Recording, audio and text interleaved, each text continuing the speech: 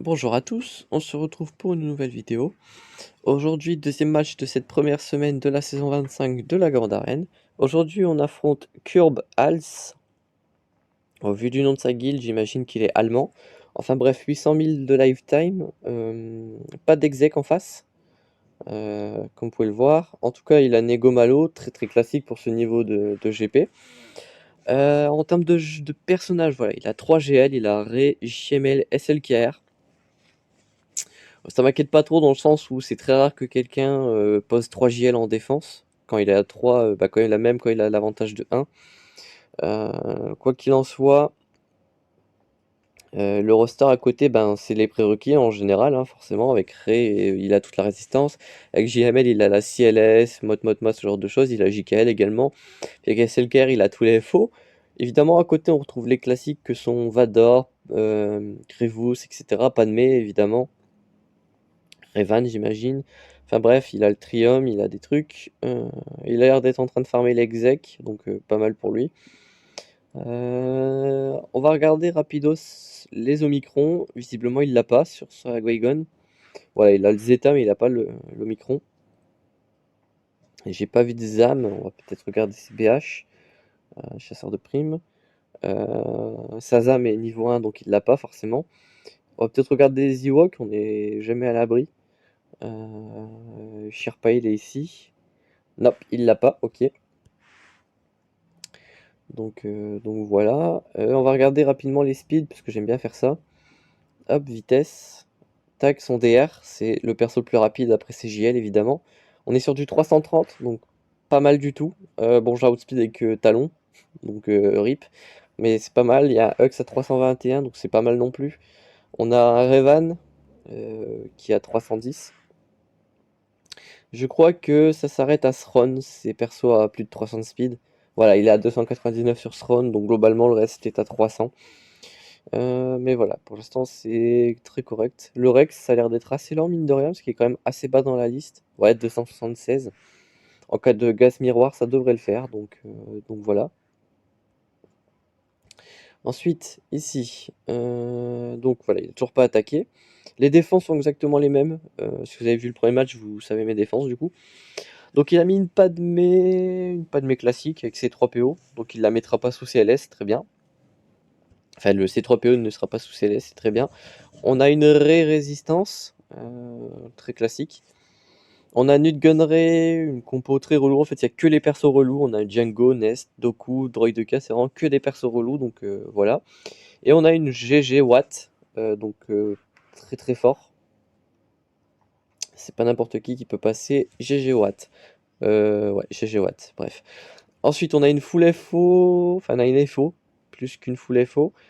Donc, il n'y a pas le soldat Sith, il n'y a pas Hux, donc il doit le garder pour son. Sur SLKR, il doit avoir aussi l'officier ainsi que le Stormtrooper blanc là, sous son SLKR. Ensuite, on a des Géos, on a une Finn avec Rostico, donc ça va falloir faire très attention, j'enverrai sûrement une GL dessus, parce que Rostico, hein, quand même, on est sur un personnage surpuissant qui va pouvoir one-shot toute ma team si je fais pas attention, donc quand même. Et on a Motma avec les farms de JKL en gros. Donc je fais un plan, je joue les matchs et je vous retrouve juste après pour le commentary. Donc à tout de suite. Hop, du coup on se retrouve pour les matchs.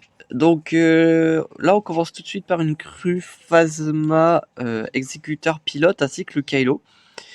Comme d'habitude, la stratégie est toujours la même. On essaye d'ouvrir le bar le moins cher possible, sauf si on n'a pas le choix évidemment. Mais là, on a le choix, donc on va pouvoir le faire. Donc j'envoie une RJT contre la crue. RJT, c'est un très très bon counter pour les crues quand il n'y a pas Hux en face. Donc on en profite. RJT, c'est une team vraiment qui contrôle énormément, donc ça me permet de retirer les avantages, les taunts, de stun également. La pose d'Ability Block aussi très intéressante avec les différents personnages, notamment le Han Solo, qui est vraiment très intéressant ce personnage. Très content de l'avoir farmé pour SLKR, hein, c'est un très bon investissement au final, même si je rechignais un peu la tâche au début. Honnêtement, c'est un personnage dont je regrette pas le farm, donc parfait. Donc le but c'est de contrôler tout le monde, donc on va rentrer des stuns, des ability blocks également pour les persos dont les spéciales sont relous. Je pense notamment au Kylo, bien que lui je l'ai carrément stun, donc ça c'est impeccable. Le cru, on va vouloir toujours le contrôler en redirigeant son TM, en lui mettant de l'ability block, au moins il ne fera pas son double stun, il fera pas les railleries, etc. Donc lui il est toujours sous contrôle.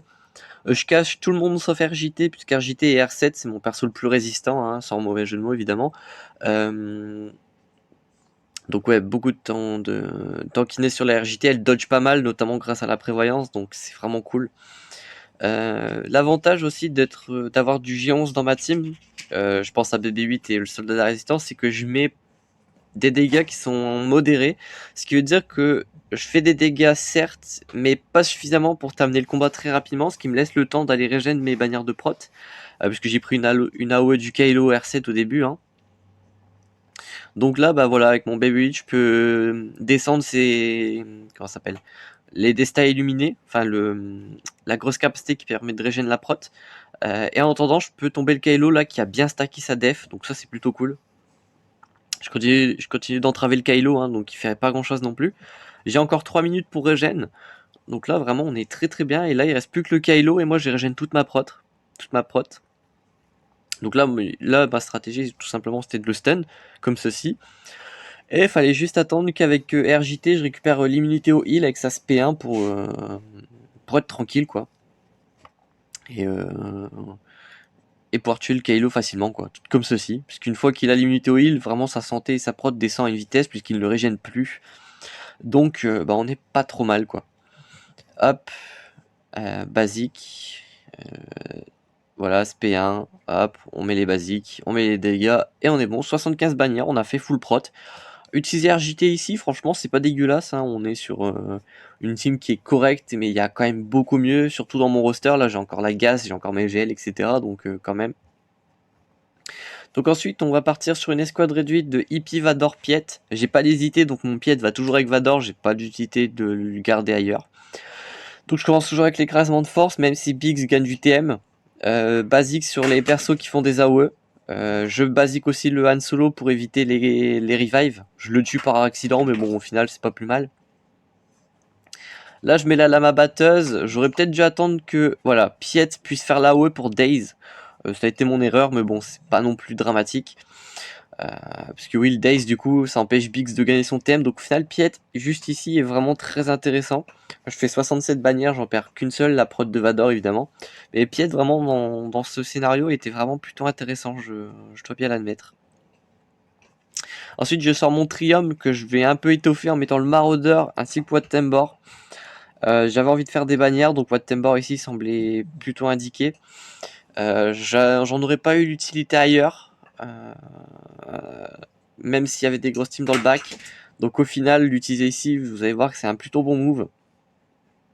Donc je mets le Taunt Tech sur Sion, Speed Tech sur Nihilus. Je mettrai la dernière tech sur le Maro si je me rappelle bien, parce il perd un tout petit peu de bannière à un moment. Rien de sensationnel. Mais là, vous voyez, hein, il focus le Sion parce qu'il avait la Taunt Tech. Et au final, ils ont récupéré la douleur. Donc au final, obligé de focus le Sion. Donc là, voilà, il m'assassine dessus, mais il est assez tanky, notamment grâce au Taunt Tech, justement. Là, je peux annihiler l'alpha. Donc parfait, plus de lead. Donc plus de rééquilibration de santé, ce genre de choses. Je peux mettre le tenu par la haine sur mon Sion. Et surtout, ça lui refait jouer un tour. Donc il récupère pas mal de prot, hein. Hop, j'augmente les délais de la team adverse. Et surtout pour éviter que l'espion me déchiquete. Je tue le Poggle, il était full TM. Là, je one shot là, avec l'aspect trial l'espion. Donc là, vous voyez, hein, une fois que l'alpha meurt, vraiment, c'est vraiment tranquille. Je dispel d'Arction, même si c'est pas non plus très utile. Je lui ai refait gagner sa prot. Donc là, il est full prot pour l'instant. Il en a perdu un tout petit peu. Là, je vais annihiler la brute. Hop, comme ça, on prend plus de dégâts. Là, j'aurais dû faire SP1 pour avoir le bonus de prot, mais bon, Darction joue juste derrière, donc ça a trigger la Taunt Tech. Donc il a récupéré 20% de prot, donc c'est vraiment super cool. Là, on affronte une Finn. Finn, c'est un excellent lead. C'est un lead universel d'ailleurs, donc n'hésitez pas à l'utiliser ailleurs qu'avec une team résistance. Ça marche bien. Vous allez voir que d'ailleurs, je vais m'en servir dans cette vidéo de Finn lead. Donc la dernière fois, on avait utilisé les chasseurs de primes contre des Ewoks et ça avait été méga overkill. Donc là, j'ai décidé de l'utiliser contre une team full relique plus étoffée. Alors, c'est pas non plus une très grosse team, mais voilà, on essaye de l'utiliser à des endroits où c'est intéressant de le faire. Et donc là, j'essaye sur cette team, je me suis dit, on va voir si ça marche bien. Et du coup, là, vous voyez, hein, je fais pas des dégâts. Là, j'ai l'excès de confiance avec Boba, donc on met des petites roquettes sympathiques. Là, on fait beaucoup d'assises, donc on fait beaucoup de dégâts également. On tue les 2 vétérans, c'est plutôt cool. La Rose n'avait pas l'Omicron, donc bon, voilà quoi, classique. Je tue Rostico, et là je tente le stun sur le Finn qui passe. Donc là il nous reste plus qu'à clean up le Finn. Donc au final la team ici fonctionne assez bien. J'ai pas mal de speed, des persos reliques, ça marche assez bien. Surtout on a Boba quoi, donc ça aide. Et les mass assists voilà, qui font quand même beaucoup de dégâts, donc c'est très intéressant. Je fais une requête pour le plaisir, 288 000. J'aurais pu le finir en basique, mais bon, on est là pour faire des belles requêtes. Donc on a ouvert le bac vraiment avec que dalle. On n'a pas utilisé de grosse team méta, on a utilisé Epivador, d'accord, mais à côté on a toujours Gas, etc. Donc c'est plutôt cool. Donc voilà. Donc là on a une résistance en def. Donc j'utilisais celle guerre, c'est moche en bannière, mais bon c'est pas bien grave. Parce que je soupçonne mon adversaire de, de galérer sur ma def. Enfin il va sûrement galérer sur ma def, parce que j'ai vraiment mis beaucoup de choses en def très intéressantes. Donc à voir. Hop. Très compliqué Skyber, hein. Il faut quand même gérer beaucoup de teams, donc m'en mettre beaucoup en def, etc. Là, je sais pas si vous avez vu, mais le pot en face, ça fait quelque chose de très intéressant. Tac, est-ce que je peux l'avancer de 10 secondes? Oui, encore 10. Hop, donc là, voilà, je commence toujours par un POC sur le héros de la résistance. Masse assise sur le pot pour charger l'ult, ça marche assez bien. Là, je prends un stun, et là, le pot a retiré tout mon TM, beaucoup de TM avec sa SP1, il a pris le taunt par la même occasion, donc le pot vraiment pas trop mal dans cette team. Bon, je l'ai déjà joué, donc c'est pas non plus incroyable, mais c'est sûr que si vous mettez résistance en défense, le pot c'est pas mal, si vous avez pas mal de speed dessus, ça réduit le TM, donc ça facilite le travail de Ré pour le kill de mes persos. Donc voilà. Bon là j'ai rien à faire, donc je mets des basiques dans le vent. Je lance pas l'ult, je le garde pour juste après. Là, je mets l'avantage. Là, je fais l'AOE, j'aurais dû le faire sur Holdo, mais je le fais sur Po. Parce que quand vous le faites sur un perso stun, donc ici Holdo, ça vole plus de stats avec le siphon. Donc voilà. Là, je balance l'ult pour tuer tout le monde. Hop, donc je tue Holdo, je tue Po, et ça trigger l'immunité au heal sur Rey. Donc là, franchement, l'ult a été assez bien utilisé, donc c'est plutôt cool. Donc là, je fais des siphons pour siphonner les stats. Et là, je vais faire un POC pour la tuer, tout simplement. Donc ça passe assez large, voilà, je mets une claque à 156 000, c'est amplement suffisant. Hop. Ensuite, donc là il y a la GG Watt. GG Watt très intéressante parce que GG Watt va empêcher le counter NS. Bon, moi je suis pas encore en mesure de le faire, donc voilà, mais ça empêche le counter, voilà, tout simplement. Et c'est très fort parce que ça booste énormément les druides. Ce qui fait que une Revan peut éventuellement avoir du mal, surtout si vous perdez un personnage, vous pouvez pas le revive avec Jolly, puisque Watt, en gros, il met la taunt tech sur Grievous, et si Grievous tue votre personnage, ça empêche les revives, quoi, donc c'est pas non plus super agréable. Donc j'envoie Gas, j'ai vu qu'il n'y a pas de GL, il n'y a pas de grosse Gas, il n'y a pas de DR, il n'y a rien en défense, donc je l'utilise ici à ce stade de la partie me semble être la team la plus puissante en défense, ce qui est le cas, hein, d'ailleurs, c'est la team la plus puissante qui reste en def, donc ça c'est cool. Donc j'utilise mon Gas ici, j'ai utilisé SLKR sur Rey, donc pas de solo ici malheureusement. Après, je sais pas honnêtement si j'aurais pu faire JML versus Rey et utiliser SLKR solo ici. En termes de bannière, ça aurait peut-être été aussi dégueulasse l'un que l'autre, donc au final je pense que voilà. Parce que je peux pas non plus évidemment toujours faire je peux pas split mes Jedi à l'infini, donc il aurait fallu faire des choix, en sachant que je vais avoir besoin de ma Revan pour la Padmé, donc ça m'handicape déjà énormément, quoi. D'ailleurs c'est la team que je vais faire tout de suite, Revan avec Bastille Jolie, Ashioda, Yoda. C'est un counter que je maîtrise sur le bout des doigts, peu importe la comp en face, excepté s'il y a le 4. 4 je le tente pas trop. J'évite en règle générale. c'est peut-être dur, donc faudrait peut-être que je commence à essayer de le faire en TW, néanmoins dans les match-up où on gagne, dans le sens où faut que je m'exerce à faire Revan versus 4, enfin pas de mes 4, enfin bref. Donc là ce qui est bien c'est que d'entrée de jeu je peux atomiser son Anakin, il doit pas être modé en santé pour être aussi fragile, donc c'est cool. Bon là il me focus mes soutiens, ce qui est plutôt pénible, mais c'est pas non plus dramatique en soi. Là, je vais pouvoir dispel, c'est surtout ça qui va être intéressant. Je jump pour prendre le camouflage pour laisser du répit à mon Yoda. J'attends le retour de la marque. Hein. On a tué Anakin. Donc on peut aller focus Padmé maintenant, mais il faut la marque pour me faciliter le tout. Tac. Donc là, je mets la SP1 sur Yoda. Je l'avais pas encore mis puisque j'avais fait une basique en début de fight. Ensuite, là, on peut marquer, voilà, la Padmé. Et en gros, le but c'est de la tomber, donc on fait jamais d'assist. La seule assist qu'il vous est permis de faire dans ce genre de fight, c'est la marque de Revan pour pouvoir marquer les personnages. À ce moment-là, vous n'avez pas trop le choix.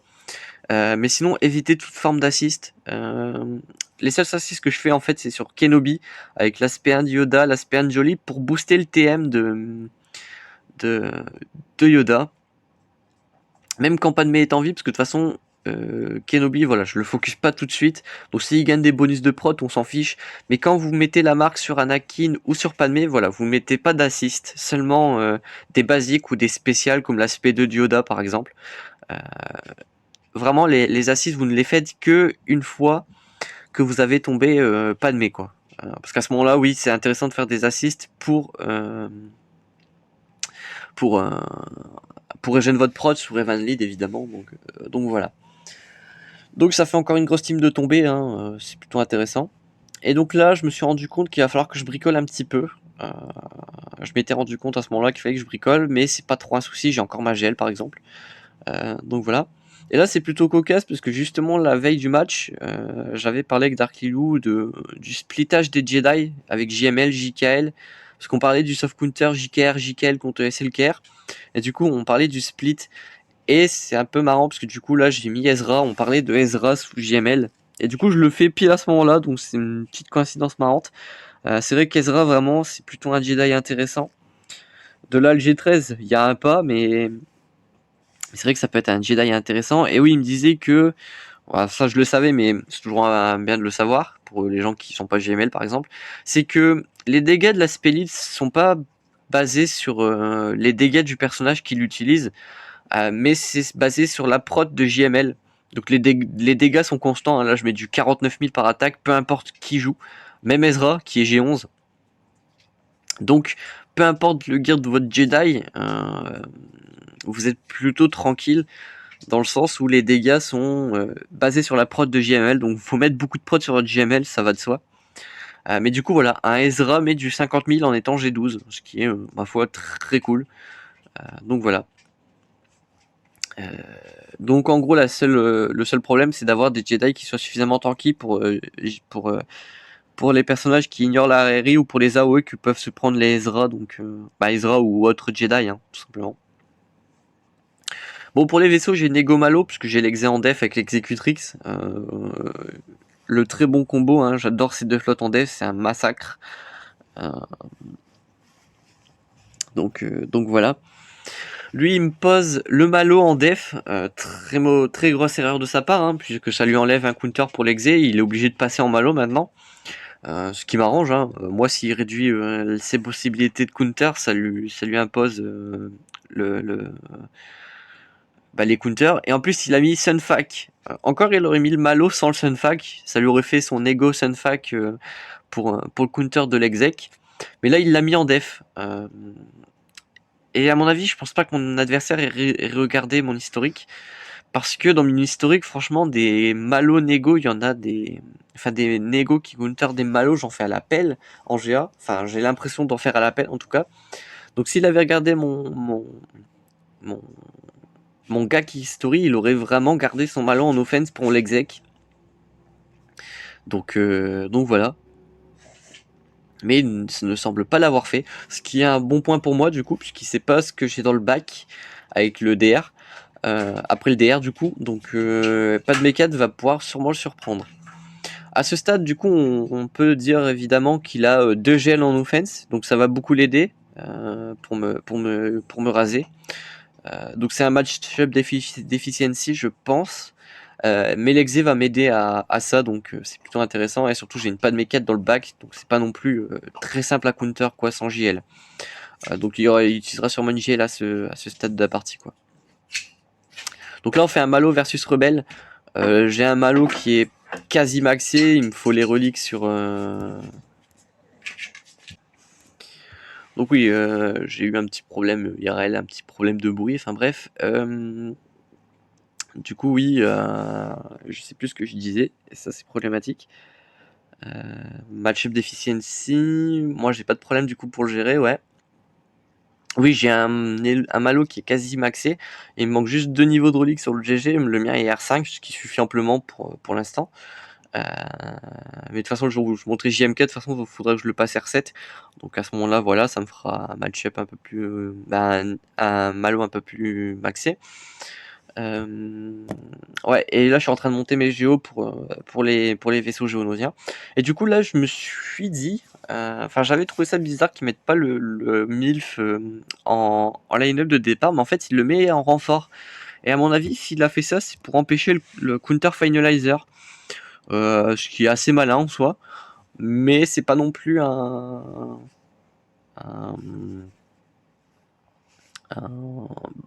suffisant pour moi puisque j'avais le malveillant. Donc certes ça aurait pu empêcher le counter finalizer, mais au final moi j'avais le malo en offense, donc ça change pas grand chose au final. En plus j'ai fait 71 bannières, ce qui est grosso modo assez efficient, hein. Je crois que le maximum c'est 65 si je ne dis pas de bêtises. Donc c'est cool. Donc là, voilà, on commence à faire ce qu'on appelle du bricolage. J'en parlais à Dark Léo dans mon match. J'ai fait du bricolage. Donc si vous êtes fan de bricolage, vous allez kiffer ce match. Enfin, c'est ce territoire, puisque là, je vais faire que du bricolage de mémoire. Donc là, je fais du JKL lead avec Shakti. Je mets Plo Koon, voilà, et je vais rajouter Thron pour la fracture, puisque je l'ai gardé, je l'ai pas mis sous Vador. Euh, donc ça c'est voilà, on est bon. J'ai pas rajouté de Jedi, j'aurais pu mettre mon Qui-Gon, mais je l'ai pas fait. J'aurais pu faire Qui-Gon Omicron lead, puisque j'ai mis l'Omicron, ça y est. Ça aurait peut-être été intéressant, mais là JKL est assez intéressant en lead, donc voilà. Je fracture la Daka pour éviter les 20 000 stuns qu'elle met à chaque fois, ce qui est pénible à souhait. Donc là voilà, j'arrive au stade où je dois déclencher les 2 sacrifices du zombie. Donc on est parti. Donc là je l'ai fait sur Talzin, ce qui me semblait assez intéressant. Je prends la plague. Là, puis il y a de la contre-attaque, c'est cool. Hop, là je fais sur JKL, mais en fait je me rends compte que l'aspect 1 c'est pas très intéressant de le faire sur JKL. Et je vais le faire plusieurs fois en plus dans le match, donc c'est pas super intelligent de ma part quoi. Hop, donc là voilà, on a déclenché les deux sacrifices. Metalzine revient à la vie parce qu'elle a tué un personnage qui est en étant morte, donc voilà. Elle tue mon Sron juste derrière, donc là je finis en 2v5, ce qui est pas super cool. Mais à ce moment-là, voilà, je tue Talzin avec la JKL lead, enfin JKL son lead, et ensuite je tue Daka pour empêcher les revives, donc c'est cool. Et donc là le but c'est de ne pas mourir, donc là je peux faire le mass stun qui libère un peu mon souffle, quoi. Je suis un peu plus serein. Je tue le première fois le zombie. Là, je refais sur JKL. Franchement, quand je fais une bêtise, j'aime bien la faire jusqu'au bout. Sinon, c'est pas marrant. Donc là, voilà, je vais tuer un sage. Main damage dealer restant. Donc là, il ne reste plus que l'esprit en relou. Je vais pouvoir me heal avec Shakti, puisque là, elle a pris assez cher, mine de rien. Là, je vais tuer une deuxième fois le zombie pour qu'il ait ses 2 stacks de speed négatif. Comme ça, il ne va plus m'embêter. Et là, je fais enfin sur Shakti en me disant c'est peut-être plus intelligent finalement. La basique de Shakti pour aller casser sa prévoyance, très intéressante. Hop, une basique, je le tue quasiment, et là j'invoque Shakti pour le tuer. Donc la capacité de JKL qui arrive la prévoyance et Shakti qui kill. Et il ne reste plus qu'à tuer le zombie sœur de la nuit en le tuant tranquillement quoi. 59 bannières, c'est pas très propre. Mais bon, là on commence à faire du bricolage et il a mis quand même beaucoup de teams en défense, c'est ce que je me dis. Des teams qui sont quand même assez pratique pour ouvrir le bas assez facilement. Je pense à CBH ou à CNS. CNS qu'il aurait pu d'ailleurs utiliser sur... Non, il n'aurait pas pu parce que sa Daka n'était pas relique. My bad. Mais ouais, c'est quand même des teams plug and play. Surtout que j'ai mis mes JO en défense, donc les NS sur les GO ça aurait pu être intéressant. Donc là vraiment il s'est quand même restreint en team, surtout que j'ai l'exec en def. Donc à ce moment-là vraiment je suis très serein. Donc là voilà. Mais le bricolage n'est pas terminé, hein, on continue à faire du bricolage.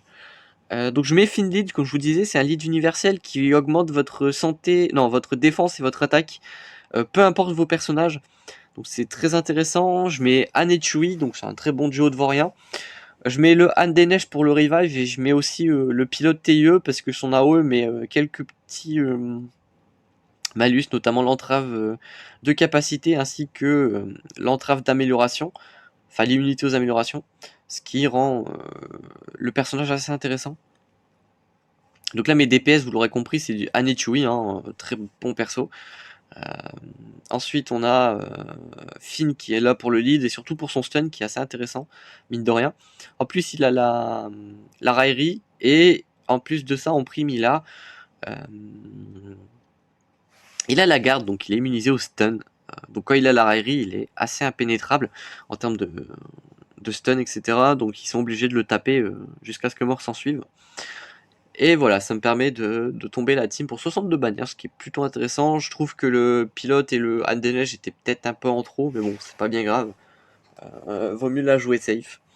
Et donc là, voilà, il me reste CLS lead, 3 PO, 2 PO, et il me reste Wampa et le Kylo. Hein. Hop. Donc là, voilà, on va pouvoir jouer ça de façon assez brainless, no brain plutôt, et donc on peut tomber les teams assez facilement. Je tue le Logré pour les Days, je tue l'ancien Ewok pour les Revive. J'ai pu leur mettre le blind. Donc honnêtement là, ils peuvent pas me toucher. Et je termine avec la haute Chupio, ce qui fait un beau dégât. On est sur du 80 000, donc c'est plutôt intéressant. Donc voilà. Donc pour ce qui est des défenses, c'est un peu la même chose que pour le dernier match. Donc on a ma GG, on a ma DR avec talon, donc pas facile à outspeed. On a la Motma, qui va peut-être lui pousser à sortir Ipivador. Et j'ai mis ma Kira Beskar Nest, qui est pas trop mal. En haut, on a la Phasma, on a les Ewoks, on a la Djangolid pour le 32 speed sur les Vauriens avec le petit Quill, le Mendo et peut-être IG et Cat Bane de mémoire. Dans le bac, on a la Padmé 4, on a l'Exec et l'Executrix en def. Donc on a quand même des teams qui se défendent. On a les Géonosiens aussi, hein, il avait CNS en dev, donc il va sortir son Triumph dessus, j'imagine. Donc vraiment là, j'ai mis pas mal de choses qui peuvent le pousser à fail. Donc c'est plutôt intéressant. Après, il a 800 000 de lifetime, donc c'est un joueur qui sait ce qu'il fait, je pense. Donc voilà. En tout cas, voilà, j'espère que ce match vous aura plu. On a fait un petit score de 1721, ce qui est correct. Surtout s'il n'arrive pas à tomber l'exec, s'il a du mal sur Padmé 4, ce genre de choses. Donc voilà. Donc on se retrouve très bientôt pour de prochaines vidéos. D'ici là, portez-vous bien.